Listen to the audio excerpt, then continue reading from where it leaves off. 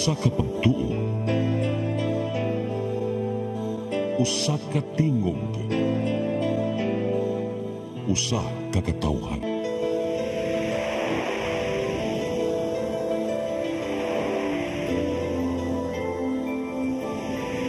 Cebu Catholic Television Network.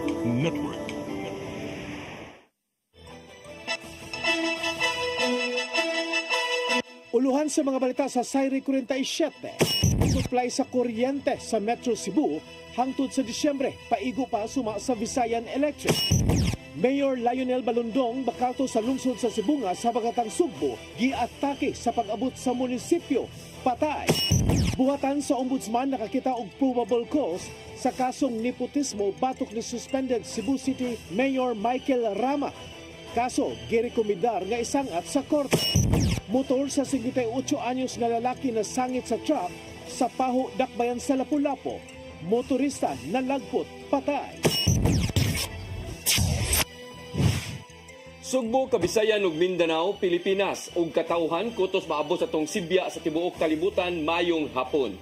Live kita karon sa CCTN Channel 47 ug kini ang tulumanon sa nag-unang kasayuran nga angay natong masayran. Ako si Dennis Tabar. Tulumanon sa patas ng mga balita ug opinyon. Ako si Danica Caballes. Kini ang Sayri 47.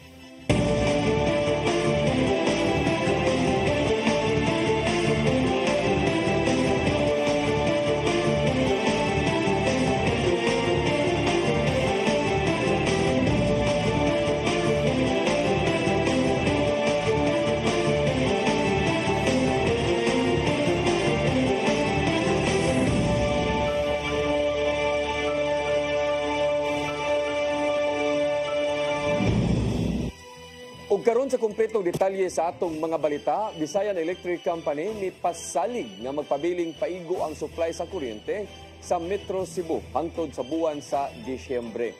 Tungod kini sa gilaumang pagsaka sa demand karong daghan ang mogamit og mga nagsigang nga mga Christmas decorations. Ang kasayuran ihatod ni Gian Navarro. Karong bare months na, nagsugod na sa pagbutag o Christmas decoration ang mga establishmento ingon man ang kabalayan. Maong gilauman sa Visayan Electric nga modaghan ang demand kung ang paggamit sa kuryente nini sa Metro Cebu ilabi na hangtod na sa Disyembre. Bisan pa man, nakita sa mga kadagkuan nga maayo og paigog gihapon ang power supply nila aron masagubang ang dakong demand din bare months. Sumapa silang presidenteng si Engineer Raul Lucero nga kini ang nimo pasalig sa National Grid Corporation of the Philippines nganha kanila. Pero we are assured by NGCP nga ang Visayas naapagid tay sufficient power supply para ikasuporta aning increase in load towards the Christmas season. Apan, di gyapon kakumpiyansahan ang paggamit sa mga nagsigang decorations sama na lang sa parol o Christmas lights. Maong ni painumdum si Lucero sa mga tiggamitan nga kinahanglan pinasubay sa standard sa Department of Trade and Industry. Dili usab magpatuyang sa paggamit ini, ilabi na katong mga baratohon apan substandard tungod kay kuyaw kaayo ni sa sunog. Usahay magbutang tag Christmas lights atong Christmas tree pero masunog di ay mo nanoy hinungdan nga masunog ang atong panimalay or ang ato ang pinangga nga Christmas tree kay ang lights nga gigamit substandard. Sa hapon miawhag ang Visayan Electric gadto sa tanang mga konsumidor sa Metro Cebu nga magpabiling smart sa paggamit og kuryente. Pinagi kini sa pagpalong sa mga appliances ilabi na kadtong dili una gamiton. Gian Navarro, CCTN News. Suspended Mandawi City Mayor Jonas Cortez plano nga mopatukod og mas dakong pampublikong hospital. Kanakon mahatagan og laing higayon nga mapili pagbalik sa umaabot nga midterm election sunod tuig. Ang kasayuran hatod ni Mary Rose Sagarino. Usa sa mga proyekto nga gustong ipatuma ni suspended Mayor Jonas Cortez ang pagtukod og mas dako nga pampublikong tambalanan. Ato sa media forum kagahapon, mato ni Cortez nga mao kini ang ilang plano ni acting Mayor Glenn Bersede kung hatagan og higayon nga mapili pagbalik sa katungdanan. Si Cortez modagan pagbalik isip mayor sa umaabot nga midterm election sunod tuig og iyang running mate mao si Bersede. Ang tambalanan giplanuhan nga tukuron sa Plardale Street at Bangsa City Engineering Office. Mato ni Cortez nga gikinahanglan ang mas dakong tambalanan aron makaakomodar og mas daghan nga residente labihan nga ang Mandawi usa ka highly urbanized city. Adunay labing minus 7 ka ospital sa Mandawi, duha lang niini ang pampublikong tambalanan nga mao ang Mandawi City Hospital sa Barangay Sentro ug Eversley Child Sanitarium and General Hospital sa Barangay Hagubiao nga giduma sa Department of Health. Sa pagkakaroon si Cortez niingon nga prioridad nila nga mahuman ang extension sa Mandawi City Hospital. OH na siya nga building na wa matiwas nga atong ipa-turnover para ang city na lang mo fund sa completion. Kay usa to sa naka-cause o na downgrade ang atong buwan. Pero the good thing is nahuman na ang katong mga improvements nga rin sa main building. Pero ang katong sa extension, so we decided no nga ni Acting Mayor Glenn Bersede nga we need to have a bigger hospital yun na so ma-redesign na to ang kanang atong present na city hospital to cater the kaning nagtikadako nga population sa Mandawi. Mary Rose Sagarino, CCTN News. Nitaliwan karong adlaw si Mayor Lionel Balundong Bacalton sa lungsod sa Sibunga, habagatang bahin sa Sugbo. Gikonfirmar kini sa iyang kabanay, staff ug mga suod nga higala sama ni Talisay City Mayor Samsam Gulyas. Suma pa sa iyang pamilya nga niuli gikan sa dakbayan sa Sugbo si Bacaltos apan kalit lang kining giingong giatake sa dihang niabot na sa munisipyo. Gidadayon sa tambalanan apan gideklarar ng patay pasado alauna karong hapon. Mipadangat og mga pahasubo sila si Governor Gwendolyn Garcia o mga opisyal ngadto sa mga higala o kabanay ni Mayor Bacaltos.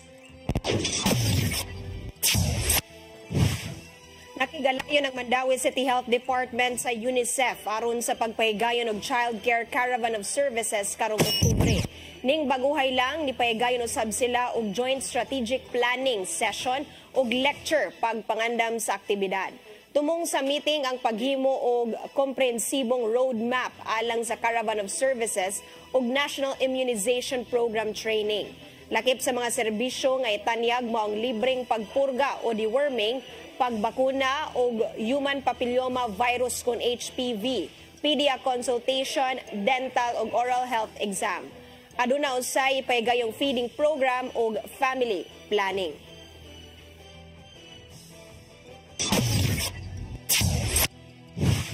Lapu-Lapu City Engineering Office pipasalig nga aksyonan ang drainage sa GP Rizal Street sa Merkado, dakbayan sa Lapu-Lapu karong adlaw.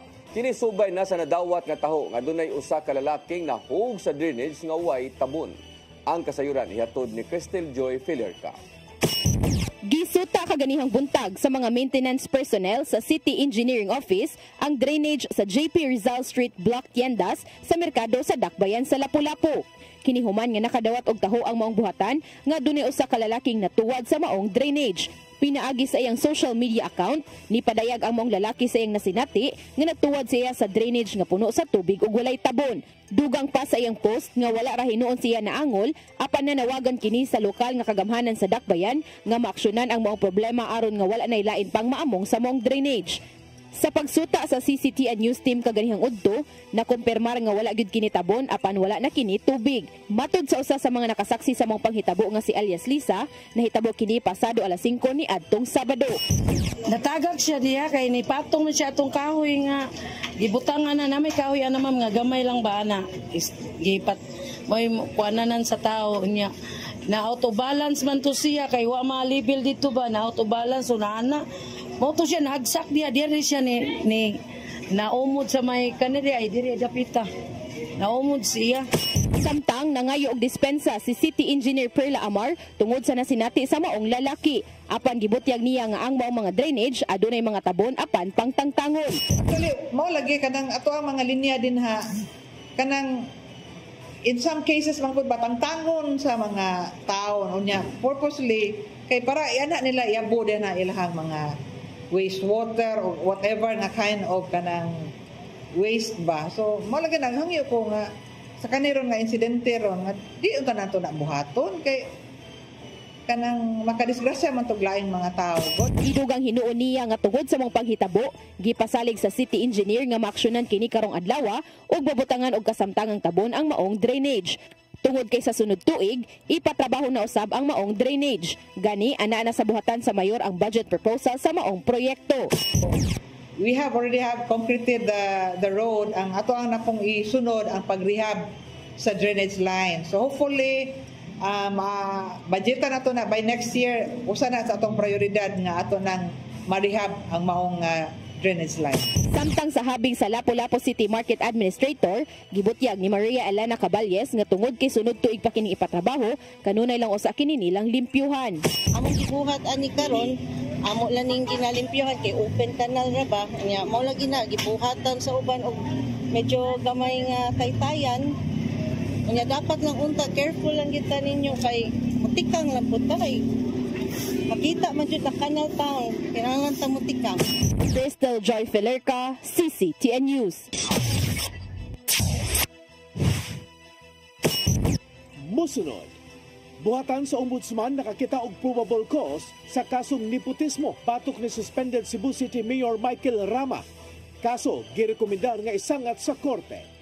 Kana og daghan pang mga balita sa pagbalik sa Sayre 47.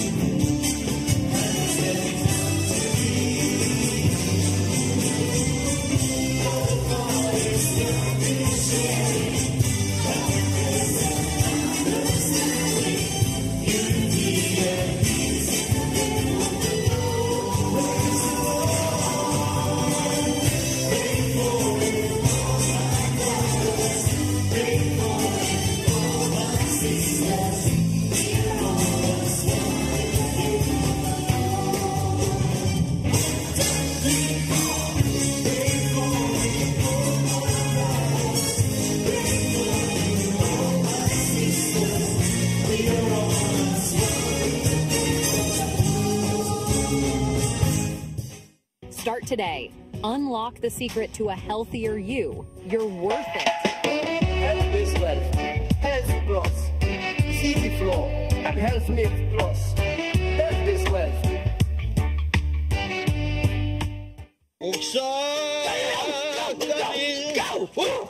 Unsa man kang tambulakan kalit nagabot nalandigan ni ron. Tara ko nga gamay, gamay kaayo.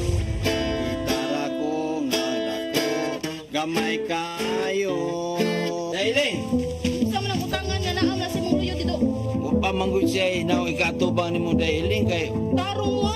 Nganong imong kung iapil ni Dailing ha? Wa man koy labot. Kini panil nga, kini.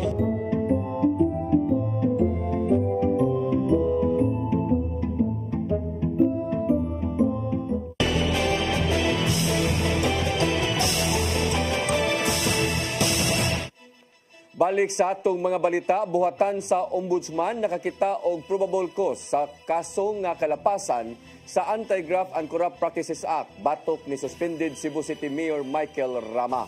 Tungod kini sa pagpatrabaho sa duha ka mga igsuon siyang asawa diha sa syudad sa Sugbo. Ang kasayuran ihatod ni Sherisa Mayoy.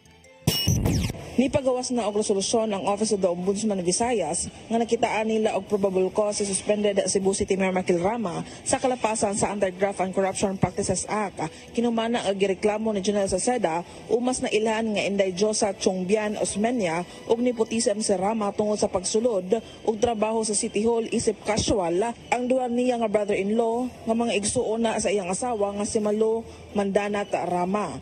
Ang mga igsuon na ni Mandanat mao silang Elmer Mandanat o Gomer Mandanat nagiingon una nang nagtrabaho sa City Hall panahon pa kaniadto ni kanhi Cebu City Mayor Edgardo Labella apan girenew ang kontrata sa dihang si Rama na ang ni-assumer sa pwesto isip mayor sa syudad sa dihang namatay si Labella. Tungod kinakitaan sa ombudsman og probable cause si Rama, i-medisidar og kaso si Mirna Nympha Soliman Mendieta, ang Draft Investigation and Prosecution Officer nga milagda sa resolusyon ni atong Hulyo 31, 2024 nga nakalapas si Rama og 3 ka counts sa violation sa Section 3 RA 3019. Sherisa Mayoy, CCTN News. Panag-alyansa sa partido ni Cebu City suspended Mayor Michael Rama ug acting Mayor Raymond Aven Garcia hingpit nang natakupan. Kinihuman ang duha pulos nang mipahibalo silang tagsa-tagsa ka mga partido ug magsangka sa sunod tuig nga eleksyon. Ang kasayuran hatod ni Sherisa Mayoy. Opisyal na gyud nga gitapos ni suspended Cebu City Mayor Michael Rama ang Rama Garcia tandem o panag-alyansa nilang Vice Mayor ug acting Cebu City Mayor Raymond Alvin Garcia atol sa presentation of probable team Rama Baruga Bagong Sugbo slate kagahapong adlaw. Atol sa panagtigom sa mga opisyales of probable candidates, wala mo direkta pag-angkon si Rama sa pagtapos sa ilang panaghiusa ni Garcia apan mao kini ang tingog sa team Rama. Magkay musulti dito ko pabalikon. Kainong gusto kong galinon na mga akong legal counsel, nasa ang PTA, nasa ang Rama Fiscal Law Firm, nasa ang mga law firm na nitabang na ako. Sa pagtapos sa Rama Garcia tandem, namugna sab ang team Barug Bagong Sugbo ni ABC President Franklin Ong kinsa magpapili isip North District Representative nga kalyado nilang Rama. Matod ni Ong ang pagtapon niya og paghatag og suporta sa team Rama kini tungod kay nakita niya nga dili siya pasagdaan og biyaan ni Rama ilabi na nakita niya kini kaniadtong unang termino niya isip ABC President sa Dakbayan sa Sugbo nga wala siya pasagdai bisan pa man nga kaniadto managlahi silang partido diin membro kini sa Bando Osmeña Pundok Kauswagan. Tungod sa mga suporta ni Rama sa mga kapitana sa syudad, buot ni Ong nga mosuporta sa kandidatura ni Rama ug isip running mate pagkakongresista sa North District. After the last election from our side, during the time when I ran under the party, after that, we were made to believe and understand that the party was already no more and we were independent. Samtang silang Vice Mayor Dondon Ontiveros, Konsehal Attorney Jocelyn Pesguera, Konsehal Noel Wenceslao, Konsehal Philip Sapra o Konsehal Francis Esparis gipili nga nagpabiling gihapon na sa grupo tungkol sa susamang prinsipyo ug dakong pagtuo sa liderato ni Rama nga adunay kaayuhan alang sa mga Sugboanon. Sulti nga papasalamaton kayo sa opportunity nga inyong gihatag the past 4 or 5 years. And again, udagan pagbalik pero gahuwang pata kay probable money. Sherisa Mayoy, CCTN News. Usa ka bilyon ka pesos nga kantidad sa illegal nga drogas ang nasakmit sa PRO7 sud sa 8 ka buwan ning tuiga. Kini subay na sa ilang way puas nga kampanya batok sa kriminalidad. Ang kasayuran ihatod ni Arnold Bustamante. Mikabat sa 1 bilyon pesos nga balor sa illegal nga droga sa nasakmit sa Police Regional Office 7 atol sa 8 ka buwan nga anti-criminality and law enforcement operations ug 206 na usab ka mga barangay nga deklara nga drug cleared sa Regional Oversight Committee on Barangay Drug Clearing gikan sa Enero 1, 2024 ngadto sa Agosto 31, 2024. Mutotal sa 4,818 ka mga police operations ang nahimo sa kapulisan sa Central Visayas batok sa illegal nga drugas nga resulta sa makasakmit sa 144,149.89 gramos nga shabu nga doon standard drug price nga 980.2 million pesos uban sa nakuha nga 1,630.2 gramos sa pinawagang dahon sa marijuana ug 28,061 ka mga punuan ug 2,000 ka mga stock sa marijuana nga doon balor sa 6 milyones ka pesos. Lagip silang nasakmit aga 1,055 ka mga ampule sa rubin nga doon standard drug price nga 121,325 pesos. Ang sumsum nga pagpanakop o pagsakmit sa illegal nga drugas kabahin kini sa ilahang gipakusgan nga community-based and human rights adherent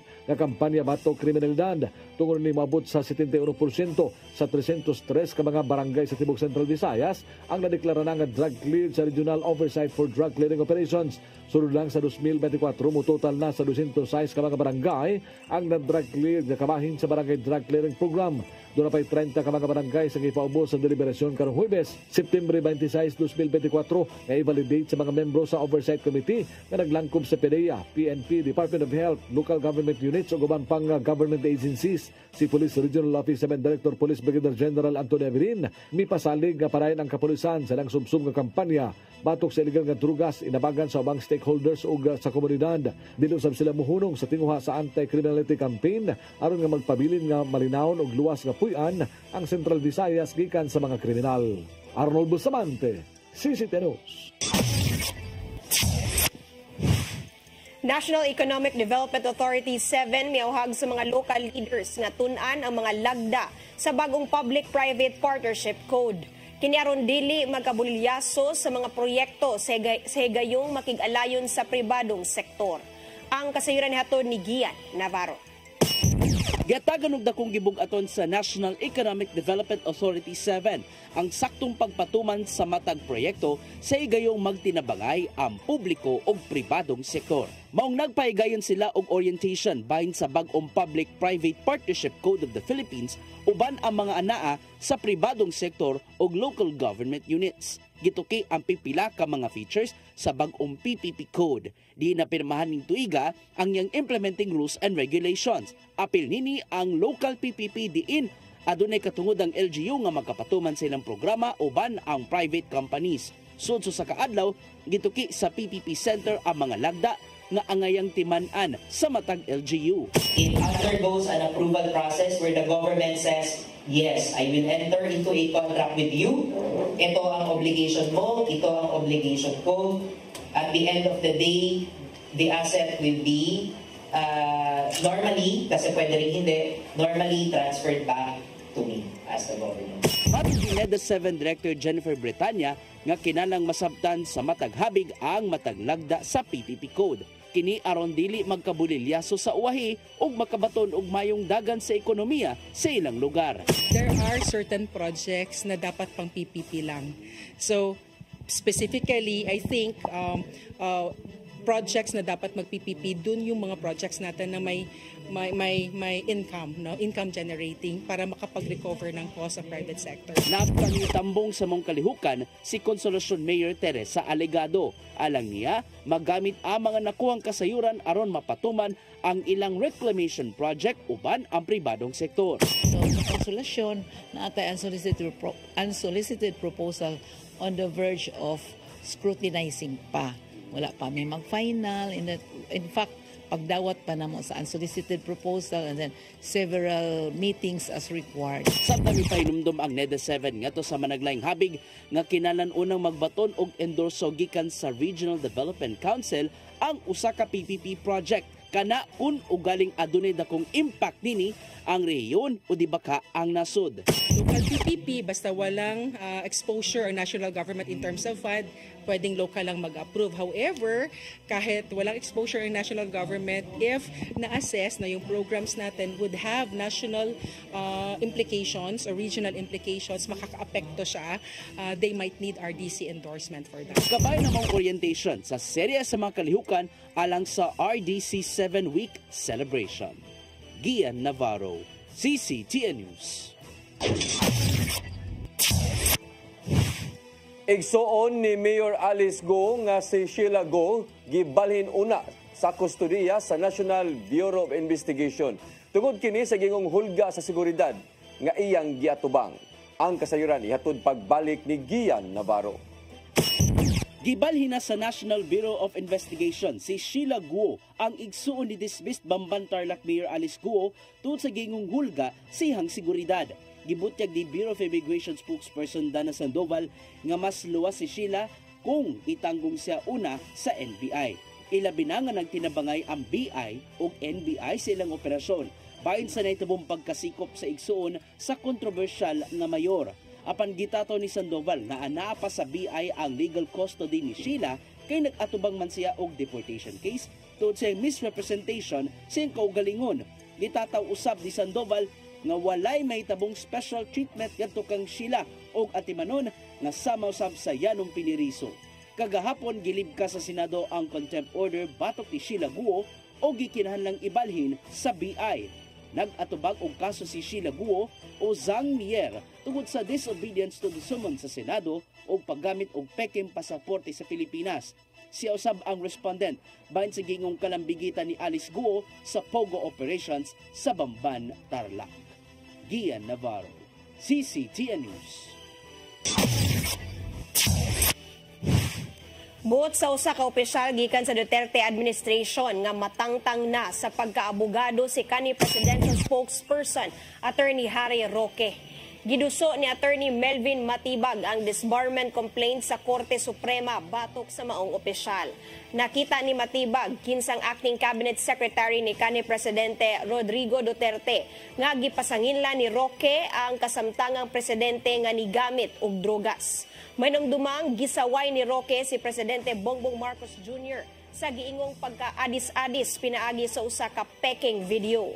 Daan nagitataw sa mga otoridad nga dili si Marcos Jr. ang anaa sa maong video nga gigamit sa usa sa mga maisog rally. Maong giduso ni Matibag ang maong reklamo tungod kay matud pa desperado na ang maong abogado ug nagpalabi lang sa iyang pribilehiyo.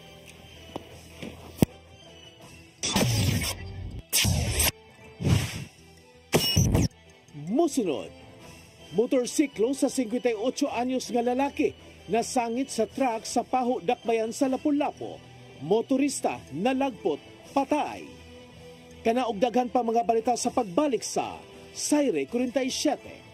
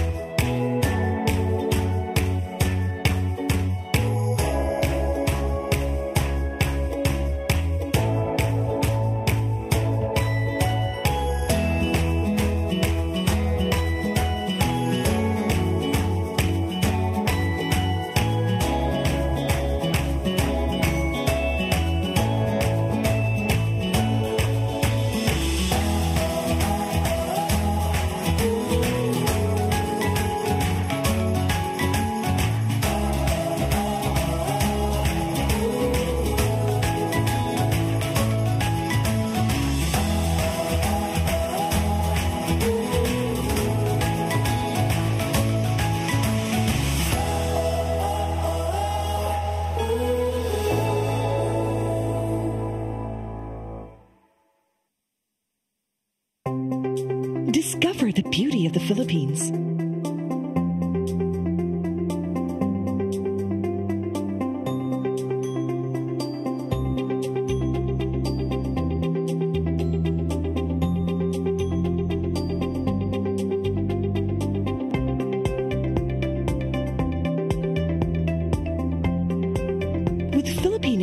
Airlines, the country's flag carrier.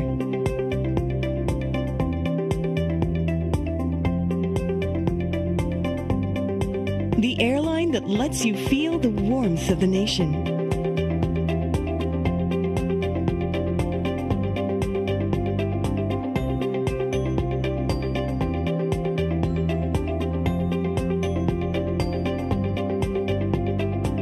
Mabuhay!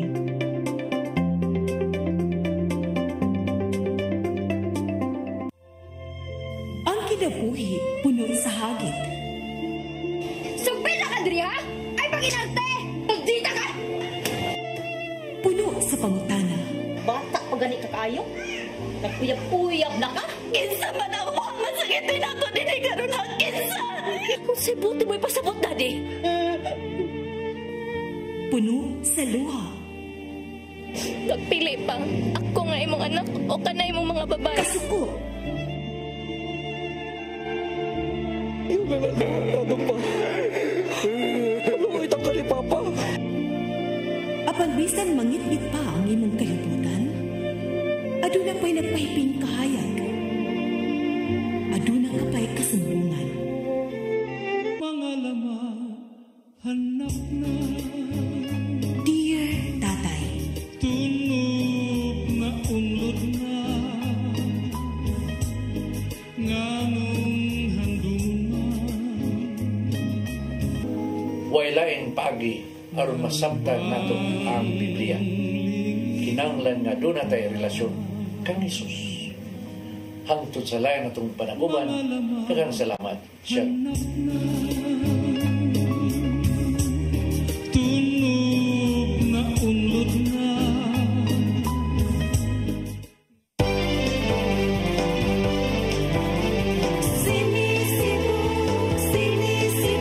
For your internet connection and for the signal of your cable TV, so fast and straight that transmission to your home.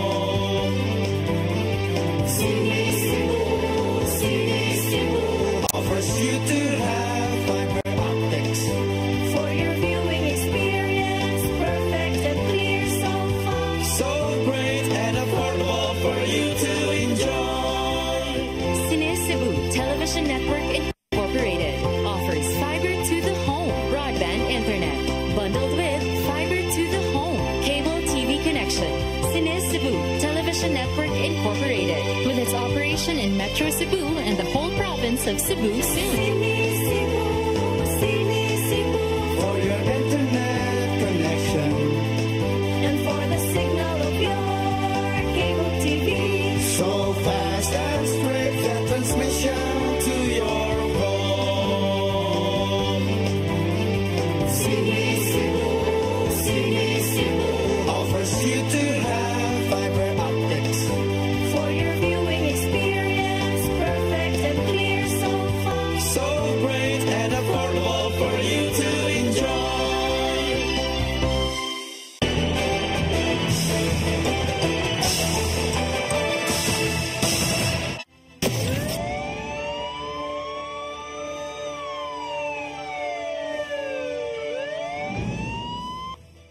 Balik sa atong mga balita, 58 anyos nga motorista patay sa laing aksidente sa kadalanan sa barangay Paho, Dakbayan sa Lapu-Lapu. Gingong nasangit sa truck ang manibela sa motor sa biktima. Hinunday nga nalagpot o nakaangkon kini grabing kadaot sa iyang lawas. Ang kasayuran ihatod ni Cristel Joy Filerca.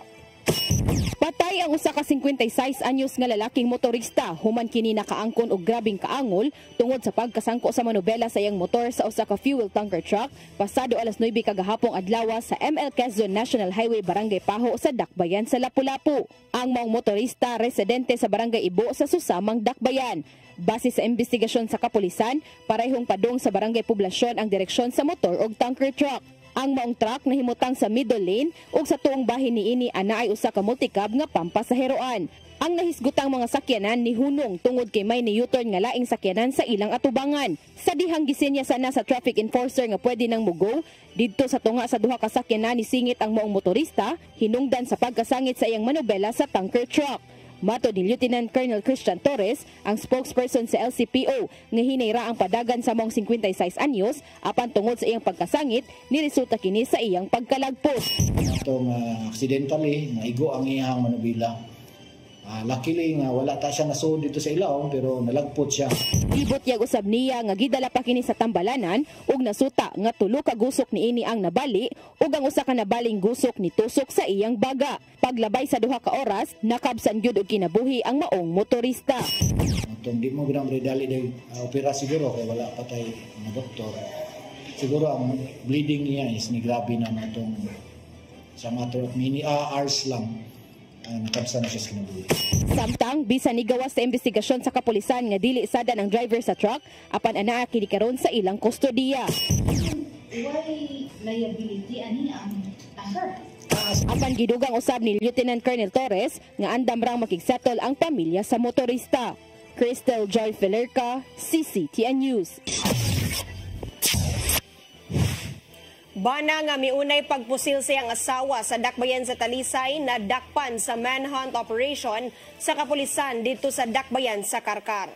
Selos ang motibo sa bana nga nung iyang nahimo ang krimen. Ang kasayuran nihatod ni Arnold Bustamante.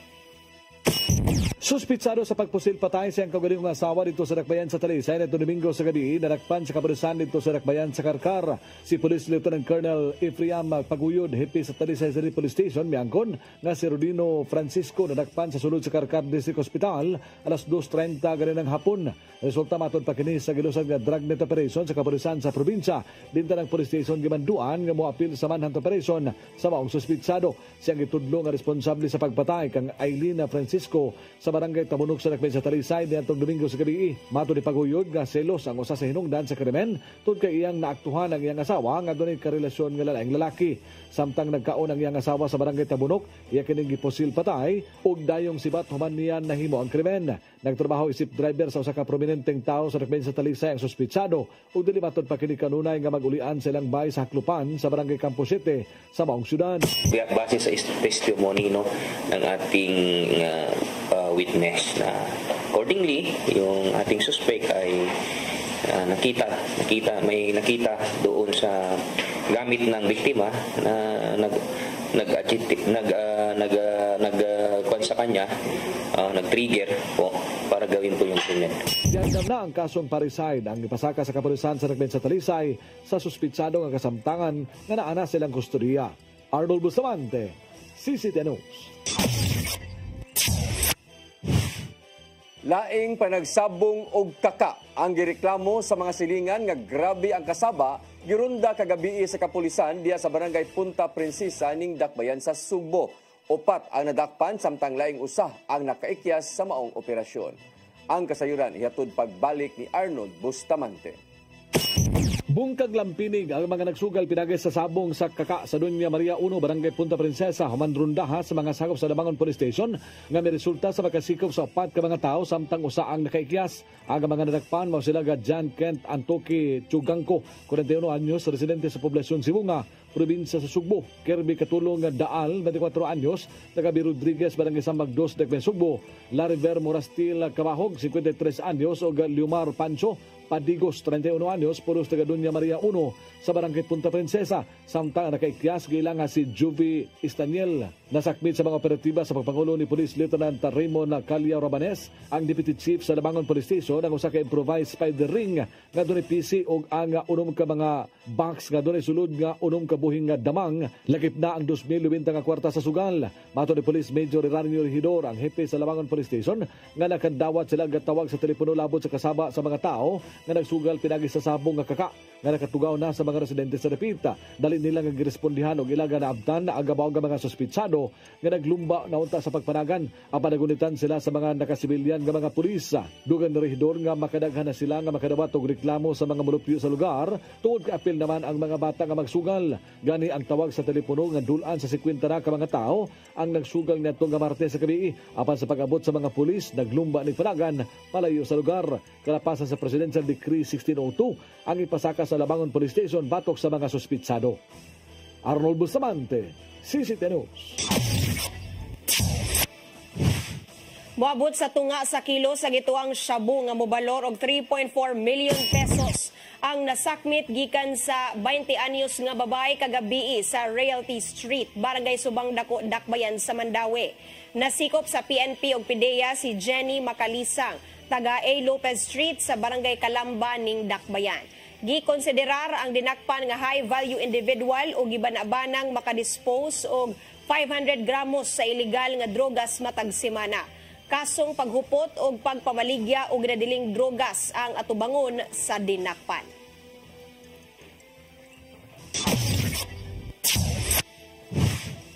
Mao kadtong naglangkob sa atong mga balita sa Sayre 47, ako si Dennis Tabar. Ako si Danica Caballes, hangtod ugma sa inyong paboritong tulumanon. Sayre 47.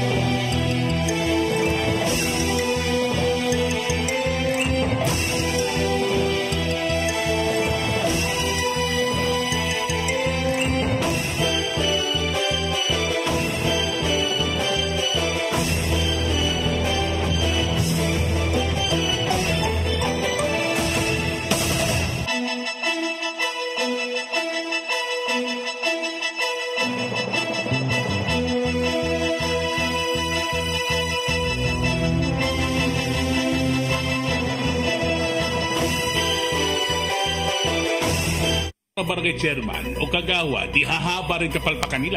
Kung may matitino, mapuputo talaga yung katinuan.